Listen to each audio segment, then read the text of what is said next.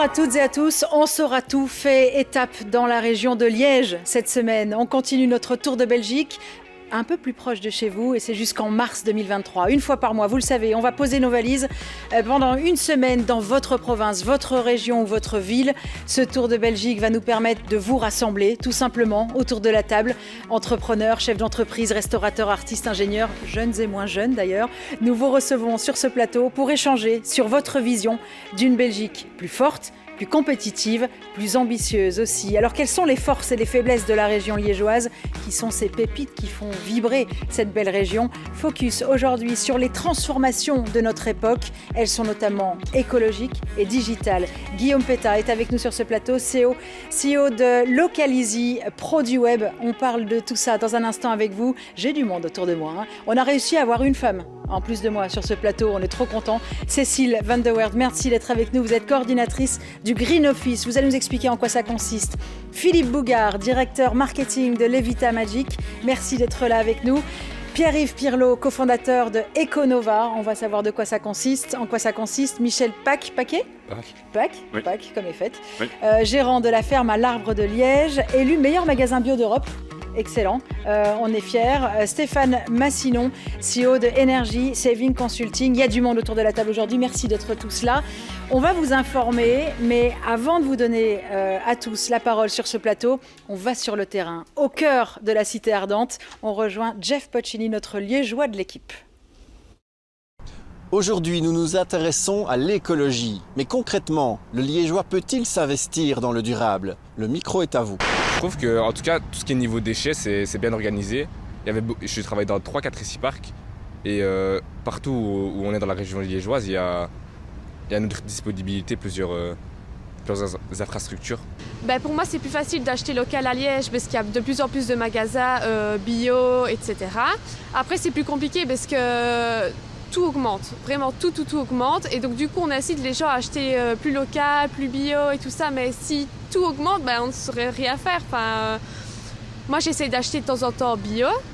Mais la plupart du temps, j'achète quand même en grande surface parce que j'ai pas les moyens d'acheter. En plus, avec l'essence qui augmente et tout ça, il faut faire des choix, quoi. Voilà, il faut faire des choix. Mais la vie est faite de choix. L'important, c'est de faire les bons, on le sait. Michel, une réaction peut-être à ce qu'on vient d'entendre. Oui, le bio, d'accord, le circuit court, d'accord, mais on a l'impression que tout ça est plus cher. Qu'est-ce qu'on dit à ces Liégeois et à tous ces habitants de la province de Liège? On dit que pas nécessairement, oui. Ça dépend des produits. Effectivement, il y a des produits qui sont plus chers parce qu'ils valent leur prix. Ils sont plus compliqués à produire, ils sont un peu plus coûteux, ça prend plus de temps. Oui, c'est peut-être parce qu'il y en a qui abusent un peu? Oui, non, je ne sais pas. Non. Plus le produit est transformé, plus il est cher. Oui, racontez-nous ce que vous faites précisément. Moi, c'est une ferme, la ferme à l'Arbre de Liège. Donc c'est une ferme bio qui existe depuis 1978, oui. Avec un écosystème d'activités sur l'entreprise, une boucherie-charcuterie, une supérette, un restaurant. Et on a été récemment élu meilleur retailer bio d'Europe. Donc c'est une grande fierté. Pourquoi? Qu'est-ce que vous faites pour avoir la médaille? Je suis... Il y avait énormément de critères, donc oui. Soyons réalistes, on n'a pas les plus beaux rayonnages d'Europe, mais c'était un contexte, un tout. Et le président du jury, quand on a été reçu pour recevoir le prix, il nous a dit que c'était surtout l'historique, le choix de la gamme, très diversifié avec beaucoup de producteurs locaux qui viennent vendre dans le magasin, la gestion des déchets, c'est un peu un tout. C'est vraiment tout est circulaire. Donc le costume, c'est pour l'occasion? Oui, je le mets moins souvent que ça au travail. On parle, vous le savez, on parle durable, on parle écologie aujourd'hui. Cécile, ces thématiques-là, ces transformations-là, on n'y coupe pas, on est en plein dedans, ça va s'accélérer. On est comment en province de Liège sur ces thématiques-là? Alors nous, on suit nos étudiants très près à l'université, on a 25 000 étudiants. Et quand on fait des enquêtes, à 90%, ils disent qu'ils sont super tracassés pour l'avenir de la planète et qu'ils ont vraiment envie de s'engager. Okay. Et ils demandent de l'accompagnement. Et donc, on les accompagne pour ça. Et donc, oui, si on les accompagne bien, je pense qu'ils vont bouger. Alors, on vous présente avec le Green Office. Mais c'est quoi, le Green Office? Alors, le Green Office, c'est une plateforme de développement durable à l'université pour accompagner les membres de l'université pour booster l'implémentation du développement durable. Et ça commence par des pratiques individuelles pour installer vraiment une nouvelle culture, pour que ça devienne vraiment la norme. C'est vraiment ce qu'on fait. C'est ça. Est-ce qu'on peut dire que les crises qu'on vient de traverser, qu'on est encore en train de traverser, nous ont finalement fait accélérer les choses? Il y a une sensibilisation là qui est forte. Oui, je pense qu'il y a une prise de conscience. Une prise de conscience. Voilà, beaucoup plus forte. L'envie d'agir et en même temps le sentiment d'être perdu parfois avec des informations contradictoires. Et donc l'important, c'est vraiment de sensibiliser, de donner des informations pour aider chacun à naviguer dans les différentes dimensions de la durabilité et à vraiment redevenir acteur et de se dire mais qu'est-ce que je peux faire comme choix. Oui, c'est ça. Stéphane, tout ça va passer par l'empreinte carbone? C'est ça la clé, là? J'ai le sentiment, en tout cas, que ça va passer par là, bien évidemment. Nous, de notre côté, on essaye de donner la possibilité essentiellement aux entrepreneurs de pouvoir gérer leur consommation électrique nécessairement due à l'éclairage, de manière générale. Éclairage qu'on utilise comme un maillage dans toute entreprise, évidemment, il y a de l'éclairage. Ça veut dire quoi? Ça veut dire que vous réalisez une sorte d'audit dans chaque entreprise? On commence par un audit et puis on propose évidemment via un software que nous avons développé de venir améliorer l'éclairage, mais surtout les armatures d'éclairage qui vont être munies de capteurs qui vont permettre évidemment à l'entrepreneur d'avoir la possibilité d'agir en temps réel sur son éclairage, mais pas que. On va aller beaucoup plus loin parce qu'on va avoir la possibilité de capter des informations qui, elles, n'ont plus rien à voir avec l'éclairage. La fréquentation, la possibilité de déplacer un outil par rapport dans l'industrie, ou d'amener la lumière quand on en a besoin, évidemment, pour éviter la gabegie d'énergie. Et on peut facilement faire des économies grâce à l'éclairage? Ça dépend évidemment de l'activité de l'entrepreneur, mais en fonction de son activité, si c'est du stockage, et Dieu sait, vu la situation géographique de Liège, que du stockage, il y en a, eh bien, notre meilleur client, pour vous donner un exemple, a réalisé jusqu'à 90% d'économie par rapport à l'utilisation de son éclairage avant notre passage. Il faut financer tout ça. Il faut financer. J'arrive chez vous, Pierre-Yves, après. Vous allez nous sauver. C'est vous qui avez j'espère que je ne vais pas vous couper les jambes. Mais on propose aussi un système de tiers invest parce qu'évidemment, la situation économique fait que ce n'est pas évident de sortir du cash flow. Je pense que Pierre-Yves est au courant aussi. Et donc, on propose aussi un système de tiers invest qui permet aux clients de ne pas dégager de cash flow et de profiter directement des économies. Oui, Pierre-Yves. Oui, on est en retard sur nos ambitions climatiques. Ça va nécessiter des investissements dans les entreprises à un moment où finalement ces entreprises font face à de nombreux défis, la crise sanitaire, la crise énergétique, l'inflation. Et donc, accélérer, faire des investissements, ça nécessite du financement et c'est ce qu'on fait et on le fait avec les citoyens. Il y a 300 milliards d'euros sur les comptes épargne. Alors évidemment, tous les citoyens, tous les téléspectateurs n'ont pas toujours la possibilité d'épargner dans ces moments difficiles, mais néanmoins, il y a une partie substantielle de la population qui est prête à désenclaver son épargne, à la mettre au travail dans des projets durables.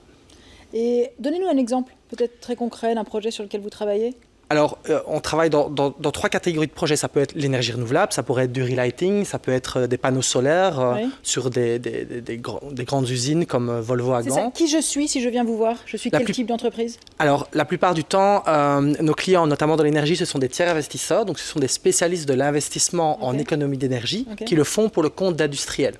Par exemple, mettre des panneaux sur la toiture, installer une éolienne, mettre des éclairages performants.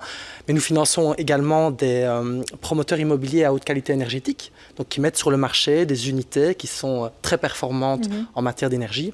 Et enfin des PME, notamment 7 PME liégeoises. Et je pense à Cameo dans le leasing de vélo, je pense à Albinet, un confrère dans le retail bio, les Vins Trépides actuellement en financement ou les biens communaux. Donc toutes sortes d'initiatives, que ce soit des projets ou de la croissance d'entreprises qui ont un impact puisqu'il faut accélérer les choses. Aujourd'hui, on ne se pose plus la question de savoir s'il faut le faire ou pas. C'est plus quand et comment. Alors, je crois qu'il y a beaucoup d'entrepreneurs qui nous regardent, qui se posent la question parce qu'il faut faire face Par où commencer, quoi. Oui, je pense qu'il y a beaucoup d'experts, notamment en région liégeoise. Il y a vraiment beaucoup d'experts liés à la durabilité, à l'économie circulaire, au bilan carbone. Donc, il faut se tourner vers eux. Il faut auditer, analyser et puis ensuite passer à l'action. Et par contre, lorsqu'il s'agit de passer à l'action avec un plan à financer, il y a des entreprises comme nous, certains aussi pouvoirs publics et des entrepreneurs qui sont là pour les financer. Oui. Alors Guillaume, je me tourne vers vous maintenant. Donc une fois que je suis une entreprise, que je décide d'agir sur le durable, j'ai envie peut-être de le faire savoir. Et donc, j'arrive chez vous pour m'accompagner dans le fait de communiquer là-dessus? C'est ça, tout à fait. Donc, nous, on va intervenir d'abord sur la création du site internet, donc de la plateforme qui va rendre visibles les produits, les services de l'entreprise. Oui. Et puis alors, un site internet, s'il n'est pas vu, il ne sert à rien. Donc, on met en place des stratégies, que ce soit en B2C ou en B2B, qui vont viser à générer, par exemple, du trafic magasin, des ventes en ligne ou du lead generation, par exemple. Philippe, aujourd'hui, le marketing, c'est clairement un outil pour se démarquer? C'est sûr. C'est sûr que le marketing peut aider à se différencier des autres. Et nous, dans ce qu'on fait, on fabrique des vitrines pour les magasins en lévitation. C'est une manière de se démarquer grâce à un marketing complètement différent qui va être un eye catcher et qui va attirer les gens vers la vitrine. Et donc, effectivement, comme un site internet, la vitrine, c'est pareil, au final. Hein. Donc, on a la vitrine sur internet ou la vitrine en réel. Quoi, tout à fait. Bon, on va en voir des images, j'imagine, de ces vitrines en lévitation. Expliquez-nous un petit peu le procédé. Alors, le concept est très simple. On fait voler tous vos produits. Donc c'est aussi simple que ça, vous pouvez voir à l'écran, pour votre société, vous nous montrez les produits que vous avez et nous on les met en lévitation. Et alors ce qui est intéressant, c'est que les vendeurs sont capables d'ouvrir la vitrine et de prendre le produit et de le faire tester directement au client. C'est un procédé qu'on a déposé, donc c'est vraiment unique en son genre. C'est pas la lévitation comme on peut connaître avec des aimants ou je ne vais pas dire le secret bien entendu. Non, il faut pas révéler le secret. Non, mais nous voilà, c'est vraiment très très particulier. C'est la première lévitation à 100% contrôlée, donc on peut décider si ça va à gauche, à droite, en bas, en haut, si ça tourne pas, on fait comme on veut. Ouais. Vous connaissiez ou pas? Oui. Tout à fait. Je trouve ça génial. Incroyable. Génial. Et vous bossez partout dans le monde? Là, pour l'instant, on est dans, je pense, si je ne me trompe pas, on est dans 40 pays en 3 ans. En 3 ans? Oui, ça va très très vite, on court partout. La semaine passée, j'étais à New York et en Corée pour faire des installations pour Cartier et Louis Vuitton. Donc nos clients sont des énormes clients et ça nous tombe dessus dans tous les sens, donc c'est génial. On travaille par exemple avec LVMH, avec Richemont, donc c'est les 2 premiers groupes mondiaux du luxe. Dior, Cartier, Roger Dubuis qui nous a permis de nous lancer par exemple. Le luxe plutôt parce que ce sont des procédés plutôt chers et donc le petit retailer ne peut pas y avoir accès? Pour plusieurs raisons en fait. La première raison déjà c'est effectivement au niveau du coût, on reste une petite production et qui dit petite production dit des coûts quand même élevés et donc dit des produits au final assez élevé aussi. Donc on a décidé de cibler et on s'est dit que si on ciblait le marché du luxe, ce serait bien puisque de toute façon on ne peut que descendre dans les marchés. Donc on pourra plus tard, quand on industrialisera un peu plus notre produit, le rendre plus accessible et peut-être descendre en gamme. Voilà. Donc il y avait David Copperfield. Voilà. C'est ça. Donc vous avez un magicien à Liège, quoi. Exact. Est-ce qu'il y a, vous sentez, on parle du digital aujourd'hui spécifiquement, on parle du durable, mais est-ce que ces transformations sont au cœur, j'ai envie de dire, de la province? Est-ce que vous sentez une vraie dynamique, une vraie ambition? Mais moi, je vais te prendre dans mon secteur, le secteur de la magie, parce qu'à la base, je suis magicien avant de faire des vitrines avec mes associés. Le secteur a complètement changé. Il est chamboulé, puisqu'il y a une quinzaine d'années, on faisait de la magie avec des cartes, avec des pièces, avec des petits objets du quotidien. C'est la magie digitale, quoi. Et maintenant, c'est devenu la magie digitale. C'est-à-dire que maintenant, on a imposé, par exemple, l'iPad. Et l'iPad est devenu un outil marketing qui permet de mettre en avant et de personnaliser les prestations, de voir le client, de faire sortir des cadeaux, les offrir, etc. Donc, ça permet d'avoir des prestations plus B2C et beaucoup plus ciblées et qu'on peut vendre aux entreprises. Donc, c'est vraiment génial. Allez, on va avancer sur ces récits autour des forces de Liège. Beaucoup de choses à dire aujourd'hui dans cette émission. On se quitte juste quelques instants, une petite minute. On se retrouve juste après la pub. À tout de suite. Allez, vous le savez, nous sommes en région liégeoise. Toute la semaine, on parle spécifiquement du digital, de l'écologie aujourd'hui. Est-ce que vous pensez que ces deux mondes, ces deux transformations, Cécile, peut-être vous pouvez m'aiguiller là-dessus, se rejoignent, sont complémentaires? Oui, complètement. Oui. En tout cas, c'est ce que nous, on pense au Green Office. L'important au niveau de l'écologie, de l'environnement, du développement durable, c'est vraiment de susciter un récit, de rassembler. Oui. Et nous, ce qu'on a utilisé pour rassembler notre communauté, nos 25 000 étudiants et nos 5 000 membres du personnel, qui sont répartis dans des facultés différentes, dans des campus différents, c'est de les rassembler sur une plateforme. Alors pourquoi est-ce qu'on les rassemble sur une plateforme? Parce que ça fait effet de communauté. on voit l'impact qui augmente des actions qui sont faites sur la plateforme. Donc ça, c'est très positif. Et puis il y a ce phénomène d'imitation sociale. Quand on sait que les autres le font, on a envie de le faire. On est des animaux sociaux. Oui. Et donc on joue vraiment sur des facteurs purement humains.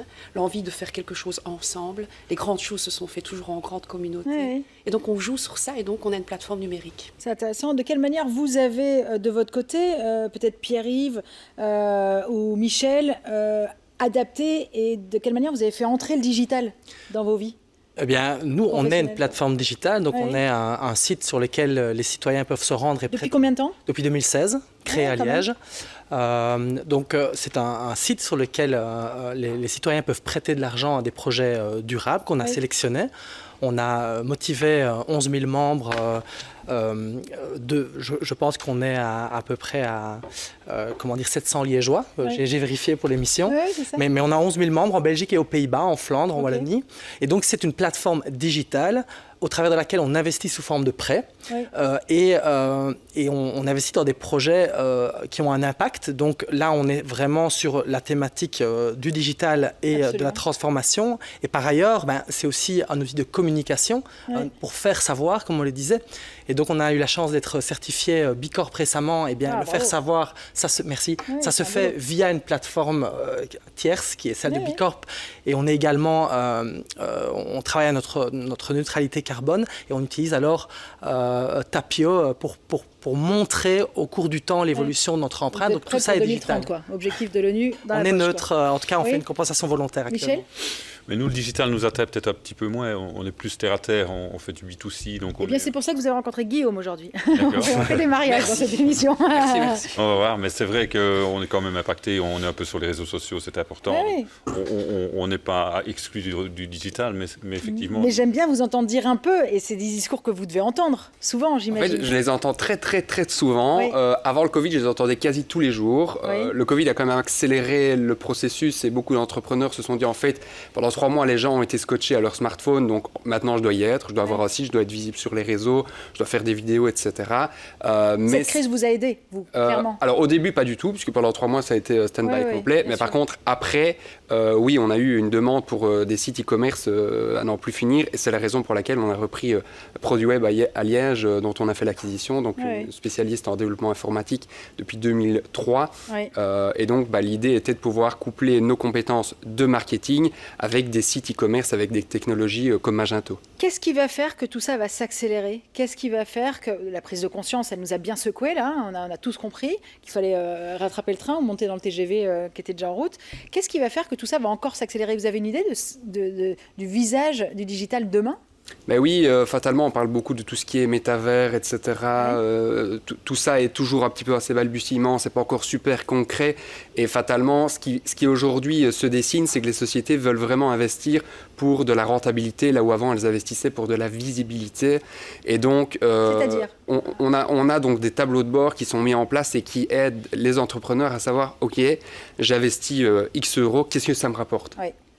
Et la question est vraiment de se dire, ok, j'investis et qu'est-ce que ça me génère en point de vente, c'est intéressant. En e-commerce. C'est la question que vous vous posez, j'imagine, quand vous calculez ou quand vous réfléchissez. Qu'est-ce que ça va m'apporter? Oui, évidemment. On est obligé à l'heure actuelle. La réalité économique est là et je pense que derrière toute l'activité conviviale et commerciale qu'il y a, il y a une réalité économique dont il faut tenir compte. Et vous n'êtes pas encore convaincu? Si, mais nous en fait, si, je suis convaincu que le digital et l'écologie vont pas fusionner, mais vont se rapprocher. C'est pas votre priorité, votre urgence. Parce que nous, on privilégie quand même le contact avec le client, avec le consommateur, donc le contact humain reste très important pour nous. Stéphane, parlons empreinte carbone. L'empreinte carbone belge individuelle est de 12 tonnes.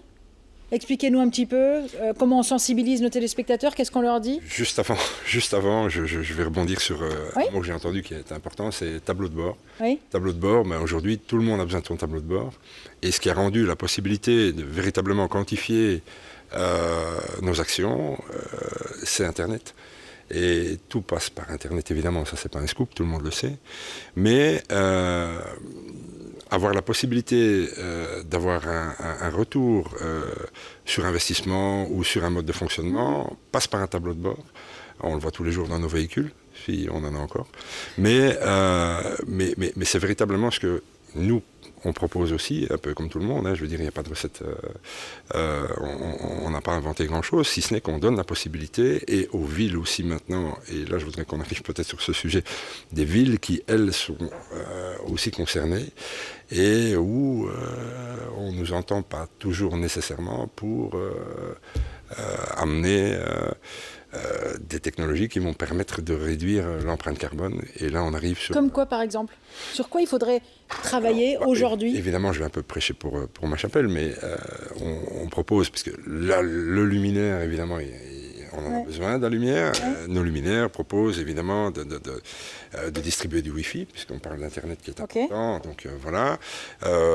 On a des bornes de recharge intégrées dans les luminaires. Il faut y penser aussi. On parle du véhicule électrique, on parle de l'empreinte carbone. Et donc à un moment donné, il faut bien se dire qu'il faut charger. À la base, les véhicules électriques étaient quand même un peu prévus pour la ville pour essayer d'alléger cette empreinte carbone.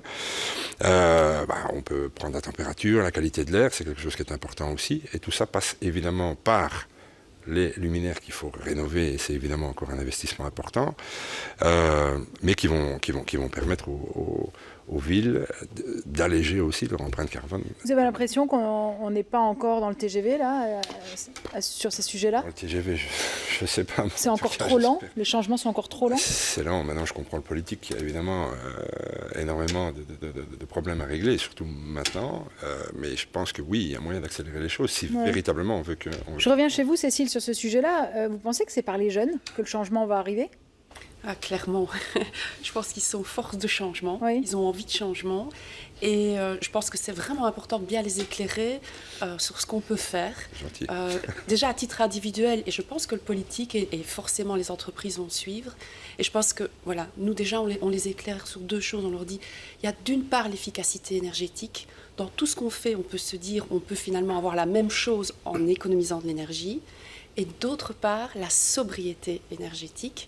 Et donc là, c'est faire moins. Il y a moyen de faire des choses très, très sympas, très bien, en faisant moins, en consommant moins. Donc il y a les deux. Vraiment, on leur explique vraiment qu'il y a les deux et qu'on peut agir sur les deux. Ouais. Guillaume, même question. Je pense que vous battez tous les records de génération ici autour de cette table. J'ai envie d'essayer de deviner. On vous a souvent dit non sur votre parcours. Ça n'a pas été évident d'avancer.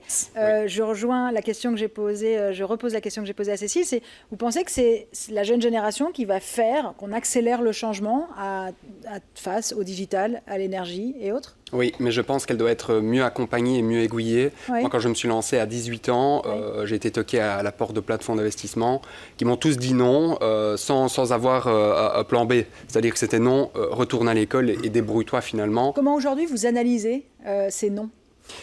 Vous y preniez mal? Certainement, sans doute. L'âge et en fin de compte, l'âge, l'absence de clientèle, l'absence de réseau, pas de notion financière. Oui, j'avais fait un an de droit, mais je n'avais pas de diplôme. Voilà, donc à part mes secondaires.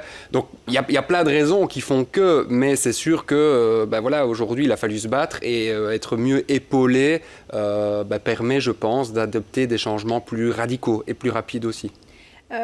Avec votre regard, et Philippe, j'aimerais bien votre avis là-dessus aussi, quel est le regard que vous portez sur l'évolution de la région liégeoise sur tous ces sujets-là? On est en retard? On est pas mal? On est comment? C'est difficile de répondre, ça. Vous qui bougez pas mal dans le monde entier grâce à votre activité justement, là, je reviens de Corée, et en Corée, c'est complètement différent. C'est très propre, on fait très attention, on essaie de faire attention à l'énergie, les lumières s'éteignent toutes seules, etc. Même en rue, il y a des choses très intéressantes à voir dans les autres pays qu'on pourrait répliquer chez nous. Malheureusement, je trouve que des fois, on est un peu lent, mais les choses changent aussi. Donc, je ne sais pas, sur le long terme, je ne peux pas vous répondre. Quand vous bougez comme ça, vous voyez des choses que vous auriez envie d'implémenter ça oui. En urgence dans votre pays? Oui, très souvent. Mais c'est pas grave, moi je le fais dans ma petite entreprise, par exemple.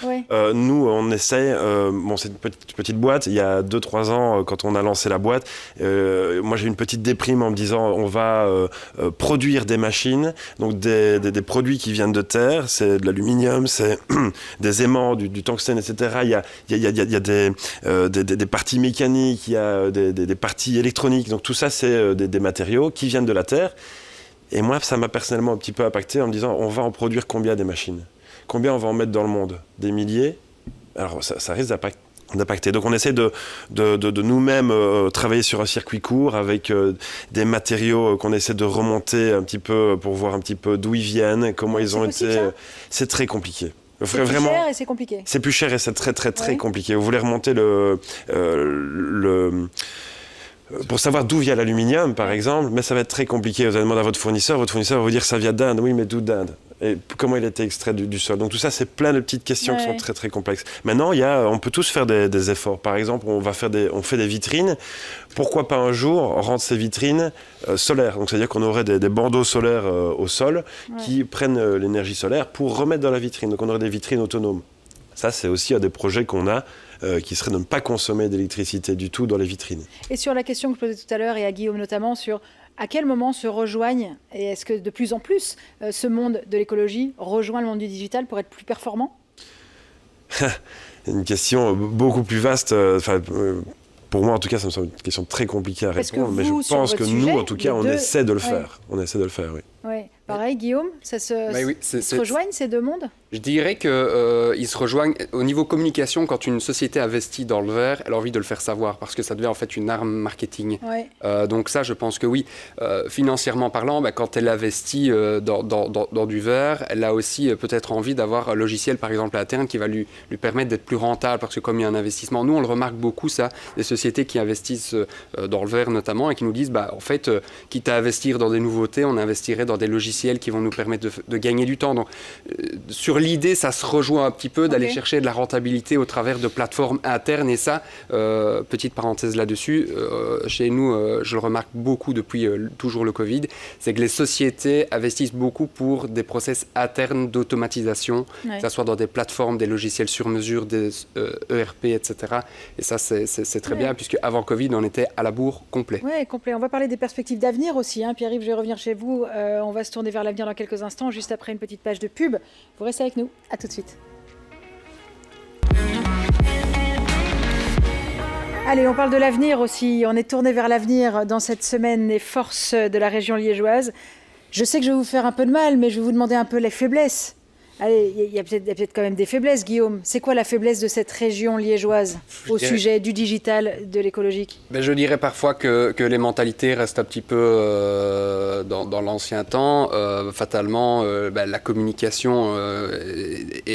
quand j'entends par exemple, oui, moi je fonctionne avec le bouche à oreille, le bouche à oreille c'est très bien, mais pour que le bouche à oreille fonctionne, il faut que quelqu'un se déplace et vienne chez toi et apprécie son expérience et puis après on parle. Donc en fait, c'est même complémentaire, c'est pas du tout...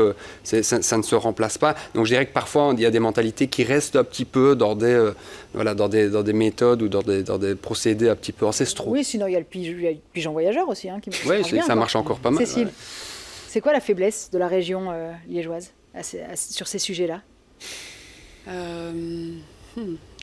Non, mais c'est ça, j'ai remarqué depuis lundi, les Liégeois, ils ont un peu de mal à trouver les faiblesses. Je reviens chez vous, vous voulez joker? Non, mais si on critique notre région, on va se faire critiquer après, donc on va faire attention. Très sincèrement, je ne vais pas parler à l'échelle de l'université, mais à l'échelle de justement tout ce qui se passe au niveau des coopératives, du vin de Liège, etc.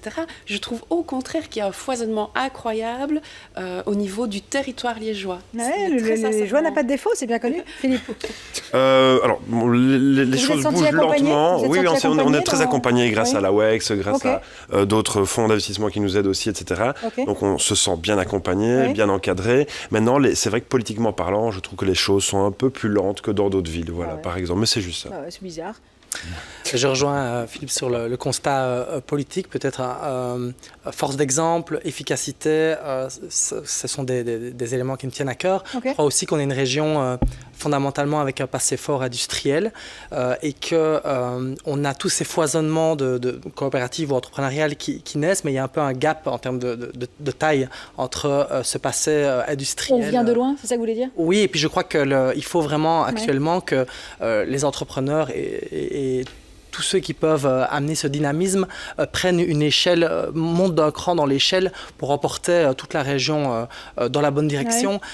Et ça, c'est un défi majeur et ce n'est pas que le défi des politiques et des entrepreneurs. Il faut vraiment que ça percole dans la population. Michel?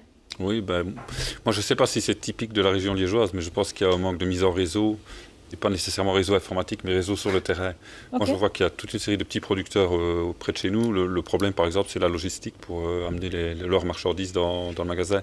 Tout le monde travaille bien dans son coin. Je pense qu'il y a des très belles petites entreprises, il y a des très belles petites productions. Okay. Mais on est chacun dans notre coin. On pourrait moderniser On pourrait probablement, oui, moderniser et avoir un système de réseautage qui permet non seulement de se soutenir, mais aussi d'échanger les produits et des choses ainsi. Plateforme digitale, par exemple. Oui, par exemple. Oui, par exemple. Est-ce qu'il y a des événements à la ferme Il y a aussi la logistique, notamment dans les produits frais, qui pose vraiment problème. C'est-à-dire les petits artisans fromagers, par exemple, qui font des très bons produits, mais pour les transporter jusqu'à dans mon magasin, il manque le chaînon de camionnette frigo, des choses ainsi, par exemple. Oui, c'est intéressant. Stéphane moi, je pense que il y a rien de mauvais à Liège, il y a que du bon, clairement, mais qu'un peu comme tout un chacun, il y a besoin d'une prise de conscience. Si on revient sur l'énergie, évidemment, ça fait plusieurs années qu'on prêche, nous, évidemment, la bonne parole concernant les possibilités d'économie d'énergie. Mais je peux vous dire que depuis l'augmentation des coûts de l'énergie, c'est devenu affolant. Donc, toutes les personnes qu'on a visitées en entreprise, des grandes comme des petites entreprises, disent oui, c'est très bien, c'est parfait. Mais là, maintenant, évidemment, puisqu'on prend les gens par le portefeuille, là, c'est au secours tout de suite, quoi. Donc je pense qu'il faut parfois être au bord du précipice pour éviter et se rendre compte que on prend parfois le temps pour faire la fête, ce que j'adore faire aussi à Liège, bien évidemment, mais qu'il y a derrière des choses à faire et des décisions à prendre aujourd'hui. Ça, c'est peut-être parfois un peu plus compliqué. Qu'est-ce qu'on peut dire très concrètement, Stéphane, aux entrepreneurs qui nous regardent, qui n'ont peut-être pas encore franchi le pas? Il faut commencer par quoi?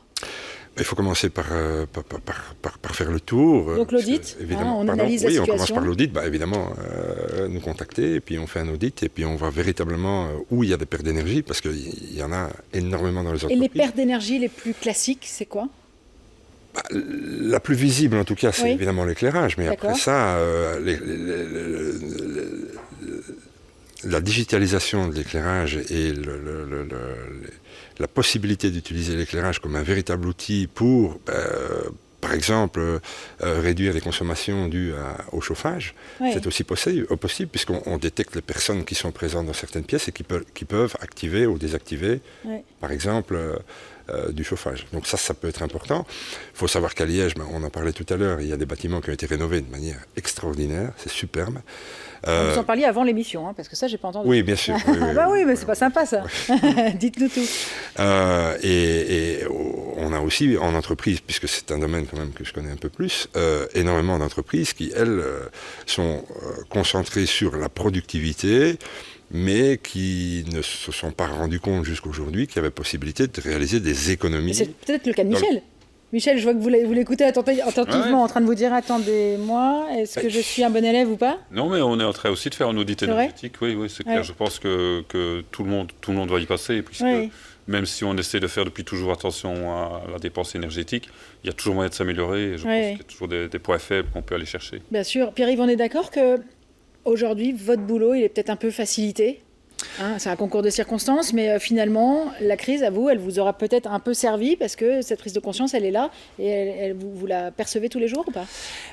Donc, je le disais, on a 3 secteurs. Donc, dans l'énergie, on est dans ce secteur, avant même de faire Econova, on est dans ce secteur depuis 2008. Donc, les audits, ça aurait été intéressant que tout le monde les fasse dès 2008, sans reproche évidemment, mais je veux dire, il faut vraiment accélérer et conscientiser. Mais donc là maintenant, un peu en panique vu la situation de la crise énergétique, des projets se développent. Je crois que la vague de projets va arriver plutôt dans les 12 mois, puisqu'il faut le temps de l'étudier, de l'implémenter, de le financer. Dans l'immobilier que nous finançons également, il y a eu une émission sur le sujet, on sait que le secteur va beaucoup évoluer en raison de l'augmentation des coûts des matériaux, de la diminution du pouvoir d'achat. Il faudra s'adapter. Et concernant les PME durables, certains, on le voit en poupe, quand il s'agit de la mobilité, de l'énergie, d'autres parfois voient un ralentissement lié au pouvoir d'achat, parfois dans le secteur du bio. Donc je dirais qu'il y a plein d'opportunités, il y a aussi des menaces et en tant qu'entrepreneur, on vit de crise en crise à rythme soutenu là et il faut s'adapter. J'espère que ce sera une source d'opportunité. Allez, il nous reste 2 minutes pour clôturer cette émission déjà. Philippe, qu'est-ce que vous allez nous sortir de votre chapeau là dans les semaines à venir? Rien, mais par contre, je vois que vous avez un bic, je peux vous l'emprunter? Ah, oui. Allez, ok, c'est très bien. Regardez, je vous montre. Mettez la main comme ceci. Alors ça va être très très vite. Tout le monde voit le petit bic. 1, 2, 3, boum, plus de bic. Voilà, merci. Il est de la Manche, hein. Il est de la Manche, c'est très connu. Voilà, donc je vous le rends. Si vous n'aimez pas le modèle, à ce moment-là, je peux vous changer le modèle et vous le donner en bleu. Vous avez vu? Je suis pas complice, hein. Alors, pour répondre à votre question, les projets à venir, pour revenir au sujet, donc là, on compte faire voler de plus en plus d'objets de plus en plus lourds. À New York, on vient de faire voler pour Louis Vuitton un énorme bloc de béton. Okay. L'année prochaine, on aimerait bien faire voler une voiture pour attaquer tout ce qui est concessionnaire et salon de l'automobile, etc. C'est pas au salon de l'auto en Belgique? C'est pas encore prévu, parce qu'on n'a pas encore fait voler la voiture, donc il faut d'abord qu'on la fasse voler. Mais après, c'est quelque chose qu'on va faire, effectivement. Et puis on a d'autres projets encore plus grands, mais ça je vais pas les dire. On garde un peu des secrets, voilà. Oui. C'est ça. Bon, vous reviendrez. Vous allez raconter un peu cette évolution, cette magique évidemment. Alors là, ça tombe à plat évidemment hein, que j'arrive chez vous, Cécile, après un tour de magie, machin, le truc. On m'a parlé d'un prix de l'ONU. Oui. Racontez-moi un peu cette histoire. Voilà, il nous reste 30 secondes. On a gagné un prix de l'ONU l'année dernière avec donc les étudiants pour ce projet d'engagement avec des challenges sur la plateforme numérique. Et suite à cela, on a été invité à Paris l'année dernière à présenter le projet. Et maintenant, à la COP 27, on va aller partager ce projet. Voilà. Le programme, on le partage gratuitement aux autres écoles qui veulent s'engager, engager leurs étudiants. Excellent. C'est un plaisir. C'était une émission riche. Merci en tout cas à tous d'être venus partager, échanger toutes ces informations sur ce plateau. Merci beaucoup. À bientôt, cher magicien. Merci à vous de votre fidélité. J'ai changé de stylo. Du coup, il n'était pas de cette couleur-là, je vous le jure, au début de cette émission. Allez, l'info continue sur LN24. À demain.